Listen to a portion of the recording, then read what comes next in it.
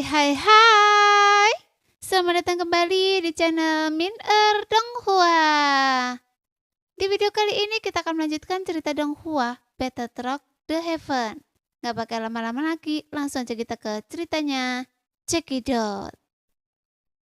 Pada saat ini, di bawah serangan Xiaoyan, kedua iblis guntur itu hancur, sehingga iblis guntur Xuan dan Huang menjadi marah dan bergabung untuk membentuk tombak guntur untuk menusuk Xiaoyan.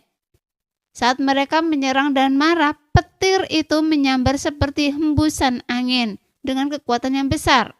Namun Xiaoyan tidak bergerak kali ini. Dia berkonsentrasi merasakan angin di sekitar iblis guntur. Karena setiap kali iblis guntur mengangkat tangannya atau berbalik, angin akan tercipta. Begitu angin bergerak, semuanya berada di bawah kendali Xiaoyan. Selama Xiaoyan mau, dia bisa muncul di samping iblis guntur kapan saja. Melihat tombak guntur yang melesat ke arahnya dan membuat suara tajam karena gesekan di udara, Xiaoyan berdiri di sana tak bergerak, dengan senyum tipis di wajahnya. Meskipun tombak guntur itu bagaikan anak panah dan langsung menusuk tubuh Xiaoyan. Namun anehnya tidak ada setetes darah pun yang terciprat. Kemudian, di bawah tatapan bingung dari dua iblis guntur, tubuh Xiaoyan menjadi ilusi, berputar beberapa kali dan kemudian menghilang. Ternyata yang terkena tombak guntur hanyalah bayangan Xiaoyan. Tepat ketika kedua iblis guntur itu merasakan ada yang tidak beres, Xiaoyan sudah muncul di samping mereka. Saat ini Xiaoyan tertawa keras dan melancarkan gerakan sekaligus, berayun terus-menerus sejauh 333 kaki. Karena kecepatannya yang luar biasa, penguasa api surgawi yang membawa serta api biru abu-abu yang menyala-nyala langsung terkompresi menjadi penggaris kiok yang tembus cahaya. Energi yang kuat di sekitar penggaris tersebut menyebabkan ruang bergetar terus-menerus dan runtuh. Proses ini sangat cepat dan selesai dalam sekejap mata. Tepat saat kedua iblis guntur hendak menghalangi, 333 kaki telah berubah menjadi satu kaki. Kemudian membelah kedua iblis guntur menjadi asap. Ternyata hanya dengan satu pukulan yang paling sederhana adalah yang paling efektif. Persis efek yang saya inginkan. Xiaoyan tersenyum. Jelas keterampilan bertarung ini sangat sesuai dengan karakter Xiaoyan. Mereka gigih dan teguh hati. Semakin sering Xiaoyan menggunakannya, semakin dia menyukainya. Dengan keterampilan bertarung ini, kekuatan tempur saya meningkat pesat. Sayangnya, saya belum sempat mencoba keterampilan bertarung jiwa.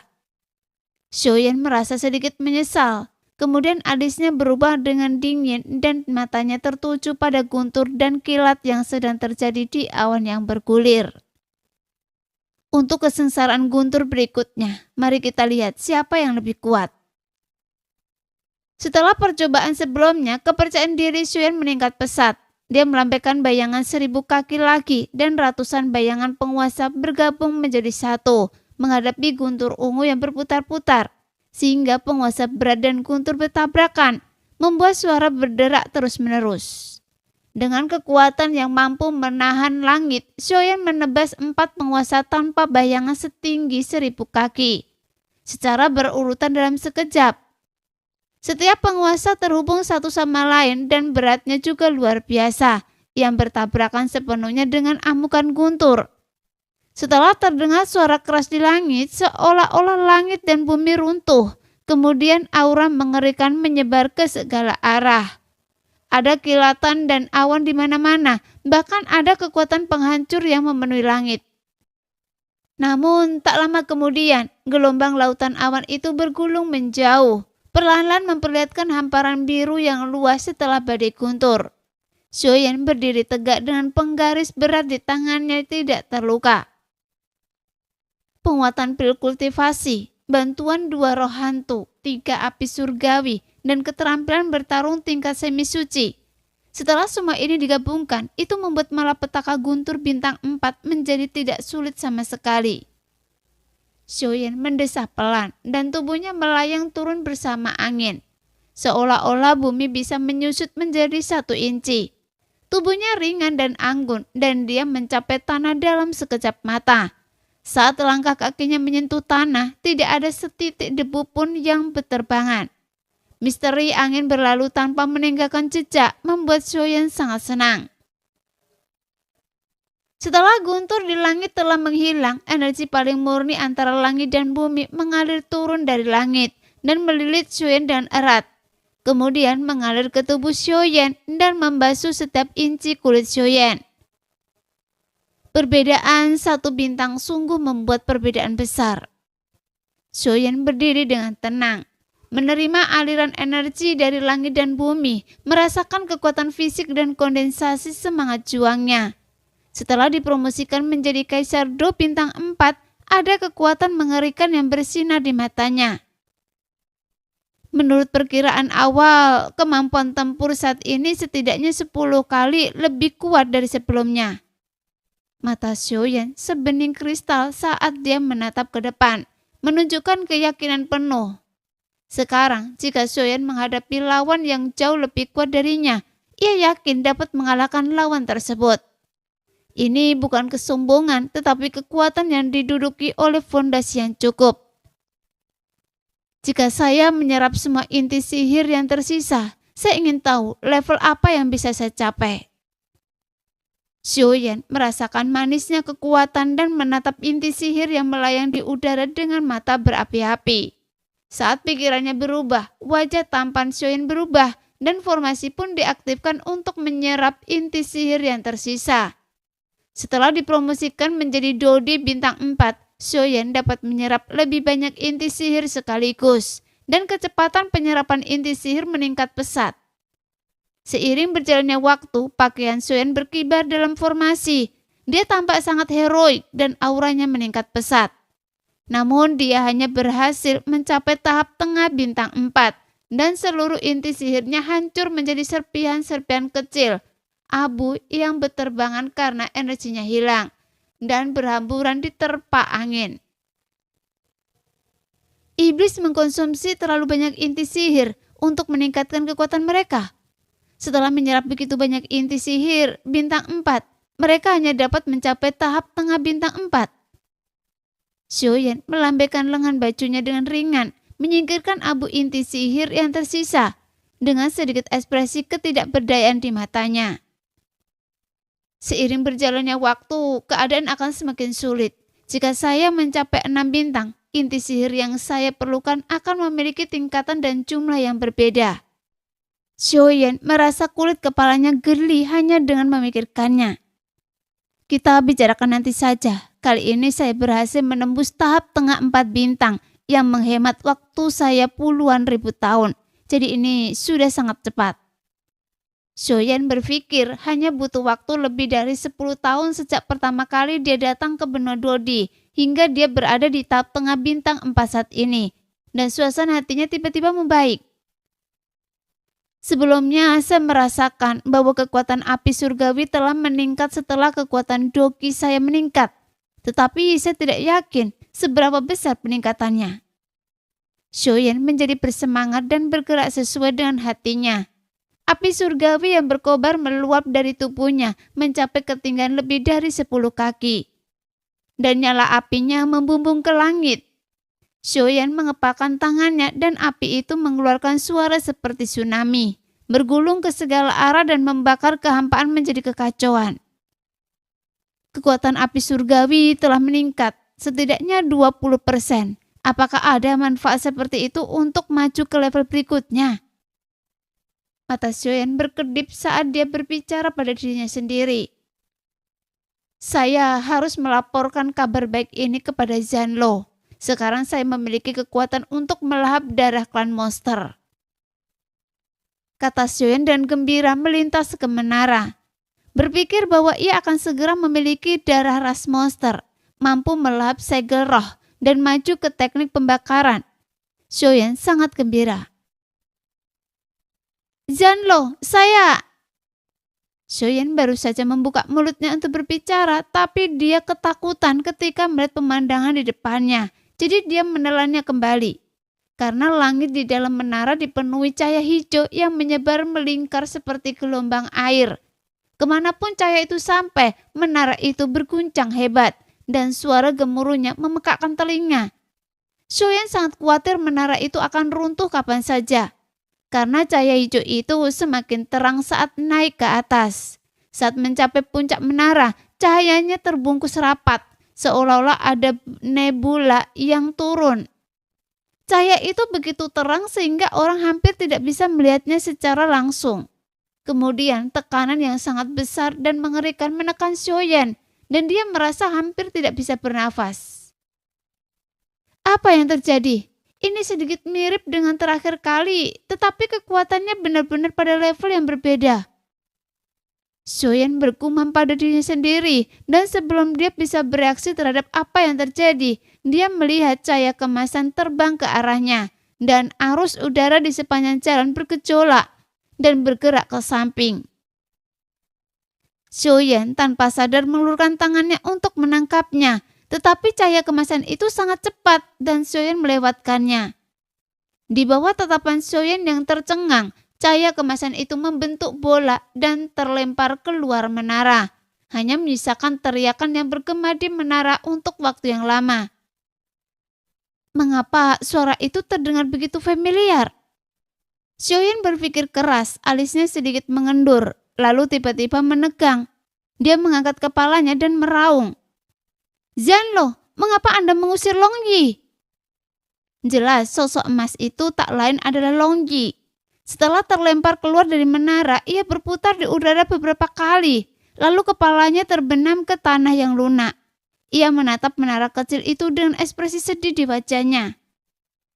Kita tidak punya pilihan, tempat ini berbahaya dan tidak cocok untuk anak-anak. Suara Zanlo datang dari kehampaan, tetapi tidak ada seorang pun yang terlihat. Bahkan Xiaoyan tidak dapat mengetahui lokasi Zanlo. Apa yang telah terjadi? Bagaimana mungkin itu tidak pantas untuk anak-anak?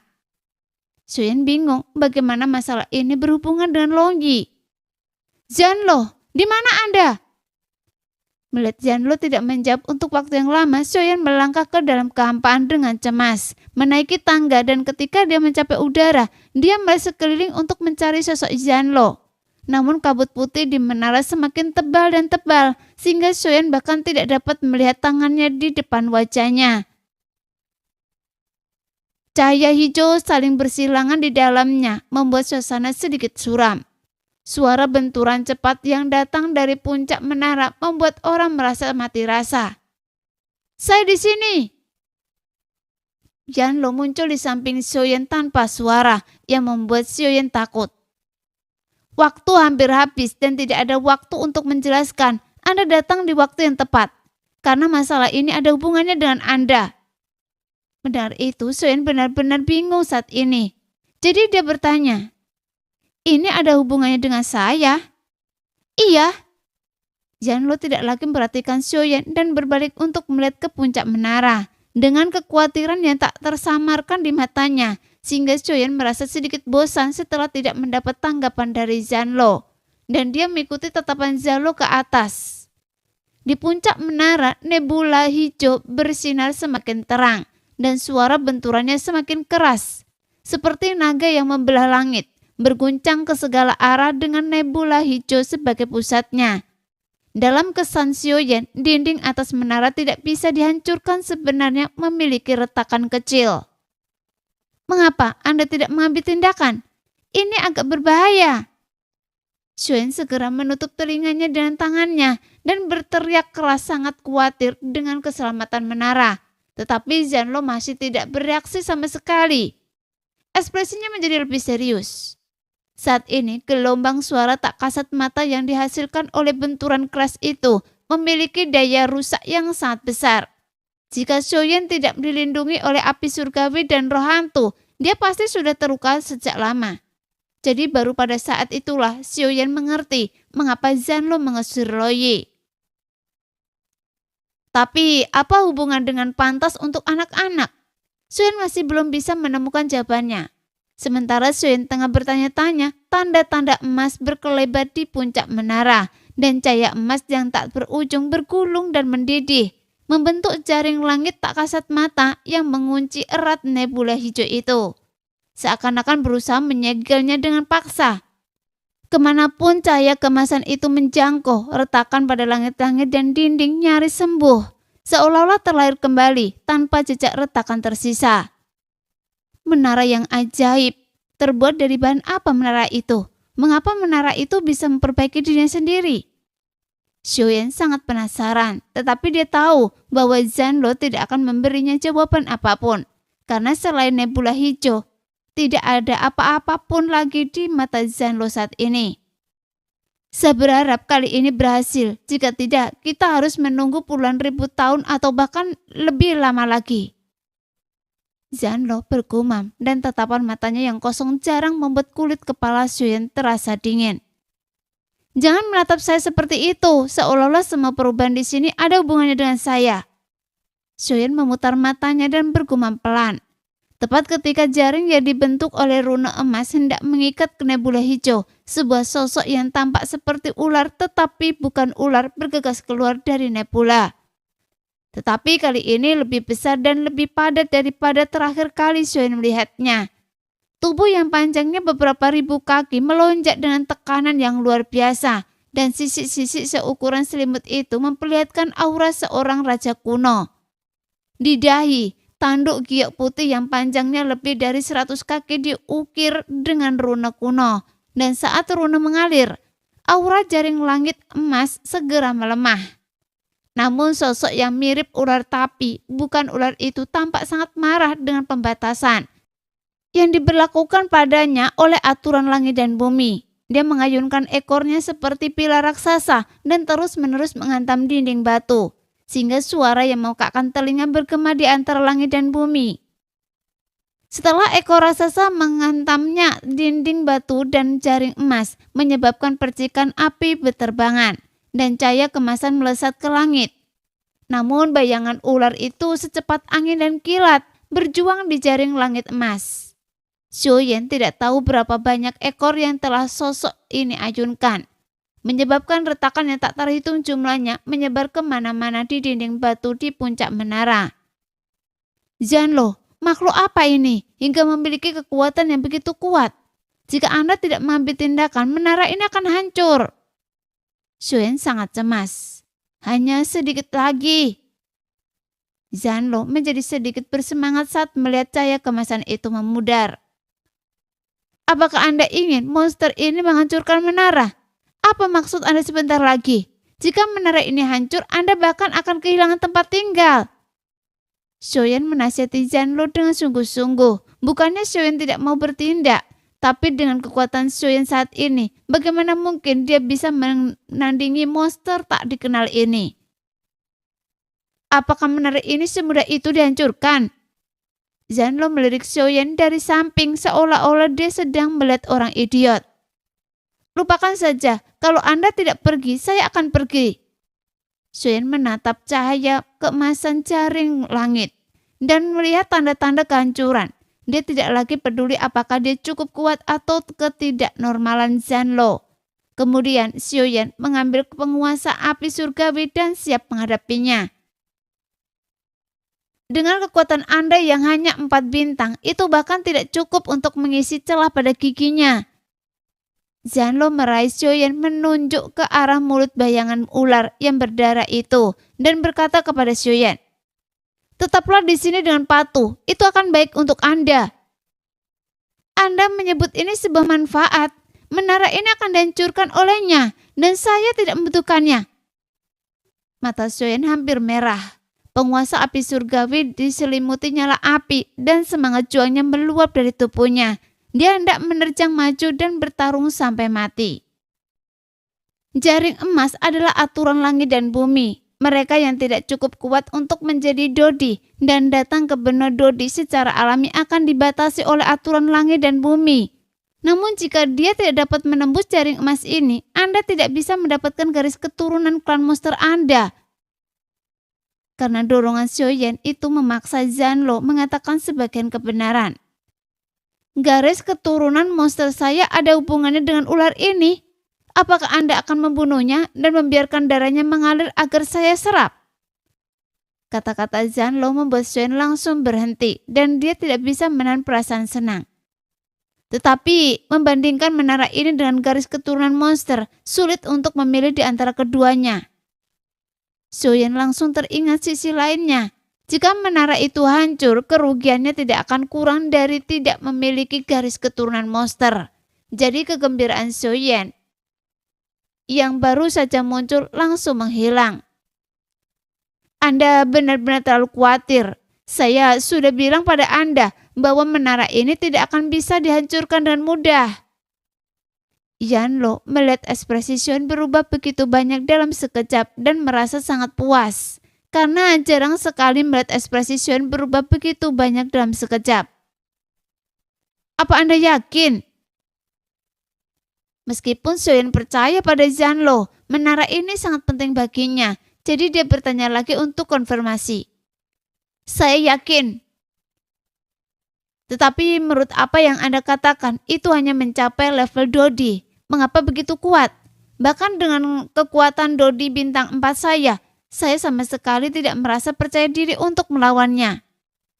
Xiaoyan menghela nafas lega saat mendengar Yanlo memastikan bahwa tidak akan ada masalah dengan menara itu. Namun masalah baru muncul. Dia tidak mengerti mengapa binatang iblis yang telah menembus level Dodi tampak begitu kuat. Bintang kuno adalah kesayangan dewa. Kekuatan di atas level itu tidak dapat diukur dengan akal sehat. Begitu garis keturunan raja kuno terbangun, mereka akan memiliki kekuatan yang tak terduga. Jika tidak, mengapa mereka dibatasi oleh aturan langit dan bumi dan bahkan dibunuh dengan cara apapun? Kata Yanlo perlahan.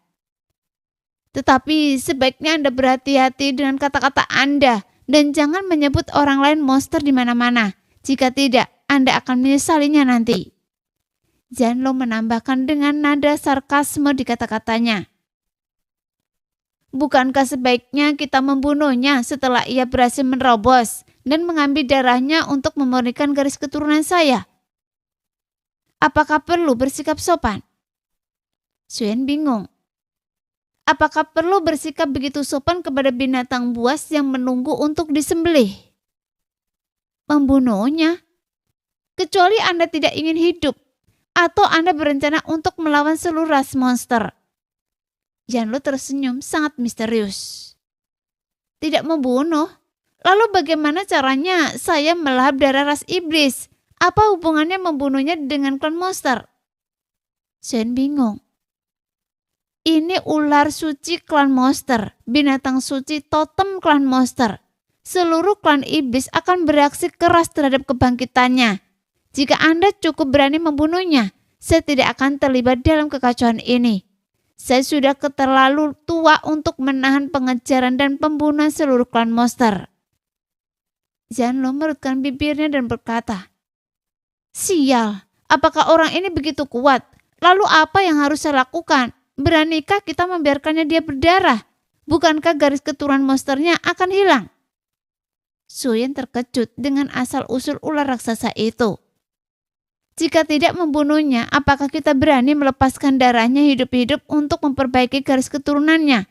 Kalau dia membiarkan ular ini keluar hidup-hidup dan klan monster tahu dan membiarkan darah ular suci mereka mengalir, bukankah itu sama saja dengan mengundang kematian? Jangan khawatir tentang hal itu. Ketika Yanlo melihat ekspresi frustasi Xiaoyan, dia tidak bisa menahan perasaan senang. Tetapi karena beberapa alasan, dia tidak ingin Xiaoyan mengetahui terlalu banyak terlalu dini. Apakah dia akan meluarkan darahnya atas inisiatifnya sendiri? Sehingga saya dapat melahap darahnya jika saya meminta maaf. Bagaimana hal baik seperti itu bisa terjadi?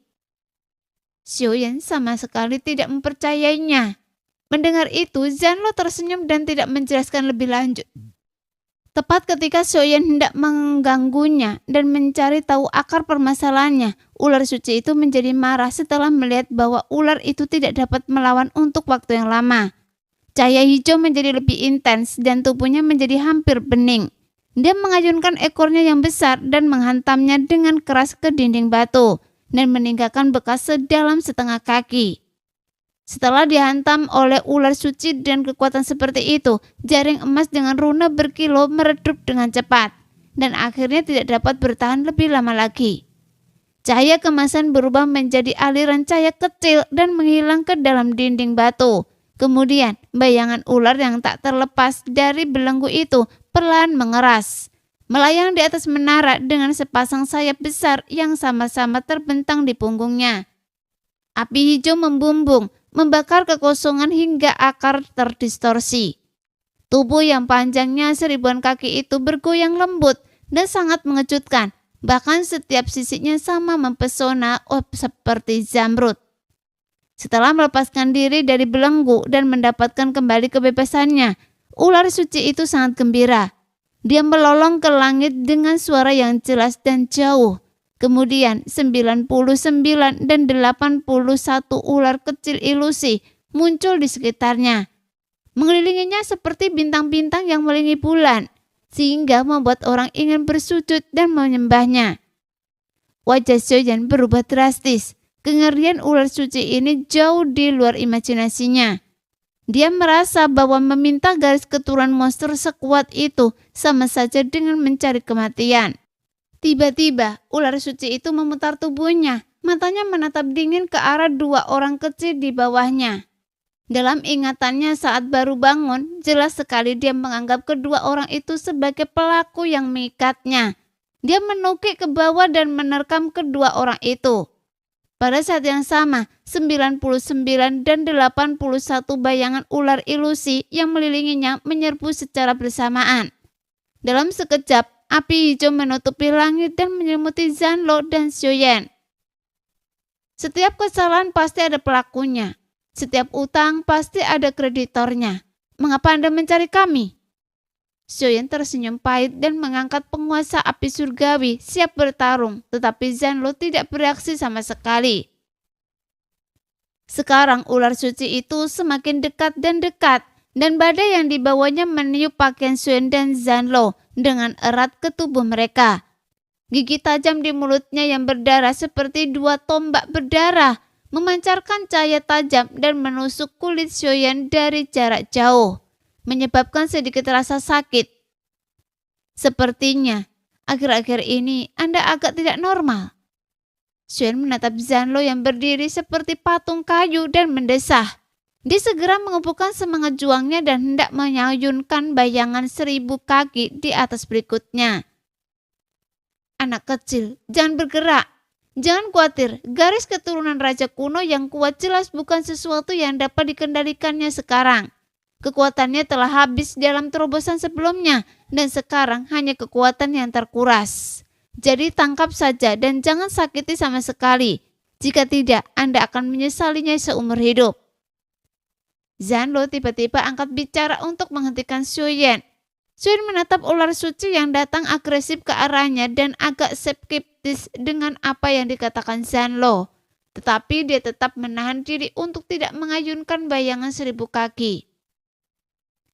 Pada saat ini, ular suci telah menerkam di depan mereka berdua. Matanya yang dingin dan kejam menatap langsung ke arah Xiaoyan, dan tubuhnya berhenti saat menerkam ke bawah. Sekarang ada 3 titik cahaya kecil di dalam mata hijau muda ular suci itu, memancarkan cahaya aneh. Namun karena Xiaoyan hanya melihatnya sesaat, sebelum dia menjadi linglung dan ekspresinya sedikit bingung. Namun kekuatan jiwa Xiaoyan begitu kuat sehingga dia terbangun dalam sekejap dan hendak melawan, tetapi tiba-tiba sebuah sosok cantik muncul di benaknya. Sosok cantik itu berasal dari kedalaman ingatannya yang membuat Xiaoyan terdiam.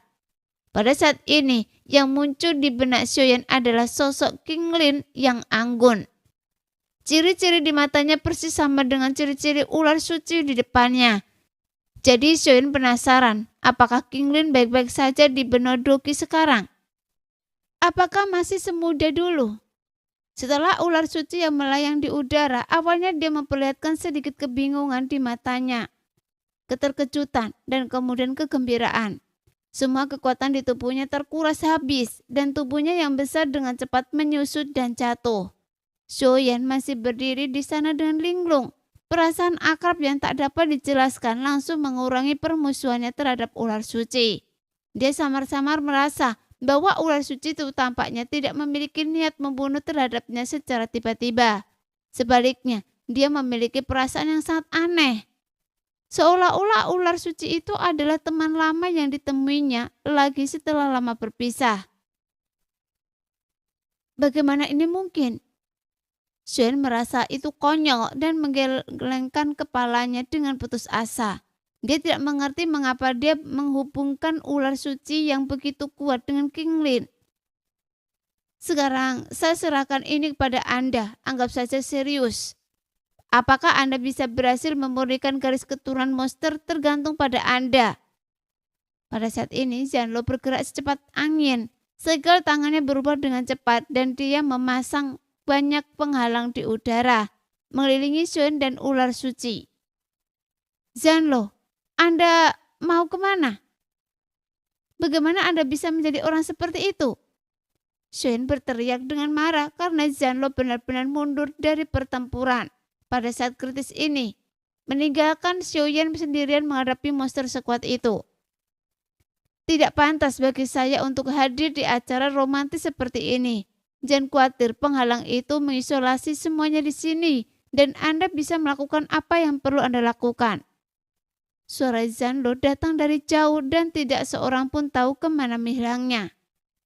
Omong kosong apa yang Anda bicarakan? Bagaimana bisa Anda begitu kejam? Orang tua, Anda meninggalkan saya sendirian di sini. Ini adalah monster kuno yang sangat kuat. Anda tidak ingin dia menelan saya, kan?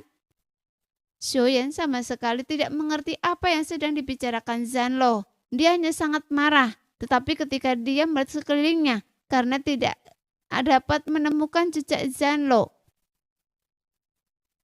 Orang tua sialan.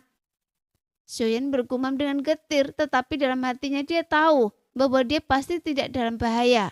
Jika tidak, Zhanlo tidak akan pergi dengan pikiran yang begitu damai dan tawa yang lebar. Zhanlo berkata bahwa semuanya tergantung pada dirinya sendiri. Tetapi bagaimana saya tahu apa yang harus dilakukan untuk memperbaiki garis keturunan monster? Xiaoyan tidak berdaya dan menatap ular suci di langit yang semakin ngecil. Tubuhnya yang tingginya 1000 kaki kini hanya tinggal beberapa ratus kaki lagi dan terus menyusut. Dia tidak tahu apakah dia harus mengulurkan tangan untuk menangkapnya. Jika tidak menangkapnya, ular suci itu pasti akan hancur berkeping-keping. Jika jatuh dari ketinggian seperti itu, dan garis keturunan monsternya sendiri akan hilang. Jika saya menangkapnya, bagaimana saya bisa menangkapnya dengan tubuh sebesar itu? Jatuhnya begitu cepat sehingga jika saya tidak bisa menangkapnya, dia akan hancur berkeping-keping. Terlebih lagi, jika benda itu mengikuti dan menyapunya, kekuatannya akan begitu kuat. Memikirkan hal ini, wajah Xiaoyan menjadi masam, tidak tahu harus berbuat apa. Seolah merasakan kesusahan Xiaoyan, ular suci itu terus terjatuh. Dan tubuhnya menyusut beberapa kaki sebelum menyentuh tanah. Dan bahkan berubah menjadi bentuk manusia di depan tatapan Xiaoyan yang tercengang. Sebenarnya, ular suci itu tidak ingin berubah menjadi bentuk manusia dengan sengaja. Tetapi dia telah berhasil mencapai tingkat Dodi sebelumnya. Meskipun dia telah mengaktifkan kekuatan garis keturunannya dan sangat kuat, dia hanyalah Kaisar Do bintang 1 dan tidak dapat mengendalikan semua energi garis keturunan. Oleh karena itu, setelah membuka segelnya, dia tidak memiliki banyak kekuatan yang tersisa. Selain itu, ketika ia tiba-tiba melihat Xiaoyan, dia terkejut dan kekuatannya bocor keluar. Dan dia bahkan tidak dapat mempertahankan bentuk binatang buasnya. Pada saat ini, Xiaoyan menatap sosok cantik di udara, tertegun dan sedikit tidak dapat bereaksi. Kontras dengan perasaan saat ular suci memandang dunia begitu besar, sehingga Xiaoyan mengira dia sedang bermimpi. Sekarang dia melihat sosok anggun bak peri jatuh dari bulan keperakan, tanpa ternoda debu dunia. Kabut hijau muda menyelimuti tubuh anggun yang telanjang mengambang lembut di udara, seakan-akan terbang terbawa angin. Tubuh anggun itu dengan lekuk dan cekungannya tampak proporsional dan bahkan lebih menggoda saat diselimuti kabut hijau muda. Dalam kabut itu, Xiaoyan secara naluriah merasakan gelombang hasrat. dan merasa sedikit panas di sekujur tubuhnya. Benar sekali, tidak baik bagi Anda untuk tetap terjaga saat ini. Tepat ketika nafsu Xian memuncak dan dia berusaha keras untuk menahannya, Zanlo muncul diam-diam di luar penghalang dengan punggungnya menghadap Xian, seolah-olah dia tidak ingin menyaksikan pemandangan yang menawan ini secara langsung. Hembusan angin dari jarinya menembus ke dalam pikiran Xian yang tidak curiga, lalu menghilang dengan tawa keras. Ini adalah teman lama Anda yang telah mengulang-ulang nama Anda selama tahun-tahun kesepian yang tak berujung di puncak menara. Ini adalah takdir Anda, jadi jangan mengecewakannya. Saat suara itu masuki otak Xian dan jejak kecernian yang ditahan Xian setelah berusaha keras untuk menekannya menghilang seketika. Matanya perlahan berubah menjadi merah dan cahaya yang menyala-nyala muncul. Xian tanpa sadar melangkah maju dan memeluk sosok menawan itu dalam pelukannya. Saat ini Xian sedikit linglung. Dengan kecantikan di pelukannya, dia lembut, harum dan hangat. Nafasnya menjadi cepat dan dia tidak bisa menahan diri untuk tidak melirik kecantikan itu. Sejauh mata memandang ada pegunungan yang bergelombang, pinggang yang ramping dan wajahnya yang mungil sehalus peri. Hidungnya yang halus dan bibirnya yang merah ceri tampak seperti hasil karya alam yang ilahi. Begitu indahnya hingga membuat orang terpesona dan Xian hampir tidak dapat menahan diri. Saat tatapan mereka bertemu dan si cantik tampak berjuang dalam kepanikan dan 3 cahaya hijau aneh di matanya tampak lebih dalam. Nah, demikianlah video hari ini. Terima kasih sudah menonton video Min sampai selesai. Sampai jumpa lagi di video selanjutnya. Bye-bye.